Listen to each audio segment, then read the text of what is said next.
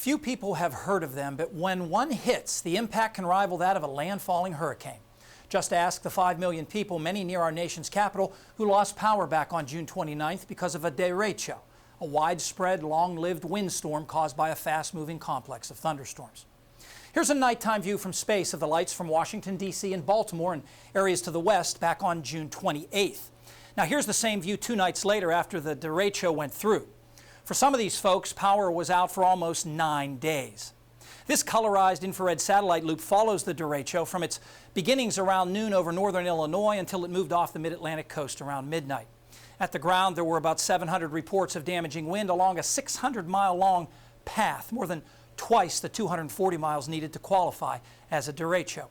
And here are those reports, the blue dots. Another requirement is that some of the winds reach 75 miles per hour, which is hurricane force. There were about 3 dozen of those in this case, marked by the black squares.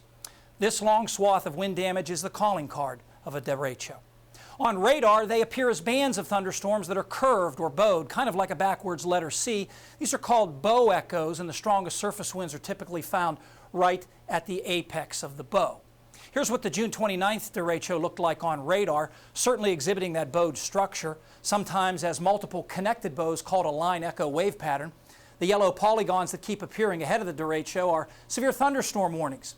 And here's a compilation of those warnings. It really drives home the idea that this was a widespread windstorm. And now let's look at some of the ingredients that help create the derecho. In summer, they typically form just south of the jet stream along the northern edge of a hot air mass.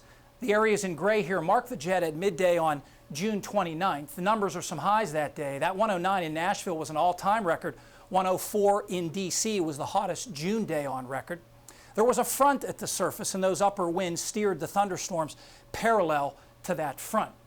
Forming on the edge of the jet is close enough so that some of the fast winds aloft can be brought to the surface by downdrafts in the thunderstorms. The strength of downdrafts depends on how much instability is available to build thunderstorms in the first place. After all, what goes up due to instability has to come back down. And one measure we use for instability is called convective available potential energy, or CAPE. The area shaded in yellow here was where CAPE was off the charts on June 29th, and the derecho tapped into this extreme instability. Finally, here's a look at the climatology of derechos. They're most common, about 1 per year from the Arklatex up through the Ohio River Valley. Most of the United States east of the Rockies sees 1 every 4 years or so on average, so they're not all that common here. But I can remember derechos significantly impacting parts of Pennsylvania in 2005, 03, and 1998. The latter crossed the entire state on Labor Day, so some of you may remember that one. Fred is back with the extended forecast next.